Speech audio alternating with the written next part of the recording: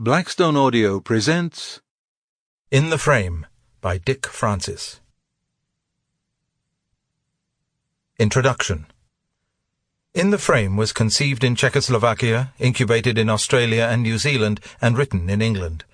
We, my wife Mary and I, were with the remarkable Lady Burns specialist doctor who translates my books into the Czech language in her spare time, when she had business to attend to with a painter friend of hers. She took us briefly to his studio, where our eyes and emotions were bombarded by massed canvases of extraordinary passion and vigorous jumbled colour, chiefly on the subject, if deciphering were possible, of the feeding of the multitude by 5 fishes. As the painter spoke no English, nor we a word of Czech, asking for meaning was impracticable, especially as, according to my translator, he couldn't explain them to her either. We visited her apartment and found another of his paintings on her wall. Again the fishes, the thick, brilliant and dark colours, the unfathomable, urgent, mysterious message. I began unexpectedly to want to write about a painter, and I asked if we could go back and watch him work.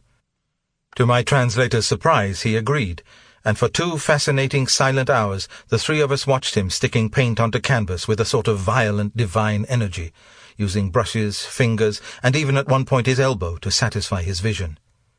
I came away shaken. I couldn't imagine being him.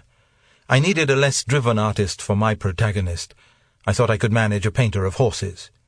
Later that year we went to Australia and New Zealand on a book promotion tour, and there, arranged in advance, I met Michael Geoffrey, one of Australia's foremost horse painters.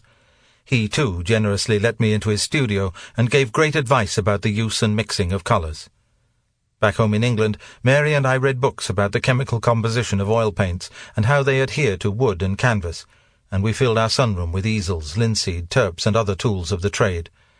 Primed by this little knowledge, I put Charles Todd to paper as a painter of horses, alongside the flamboyant, abstract genius of his long-time friend, Jick. Mary finally painted a horse. Its neck was too long. We both learned we were never destined to be artists ourselves, but, nevertheless, In the Frame taught us a lot about art. Chapter 1. I stood on the outside of disaster, looking in. There were 3 police cars outside my cousin's house, and an ambulance with its blue turret light revolving ominously, and people bustling in seriously through his open front door. The chill wind of early autumn blew dead brown leaves sadly onto the driveway, and harsh, scurrying clouds threatened worse to come. 6 o'clock, Friday evening, Shropshire, England.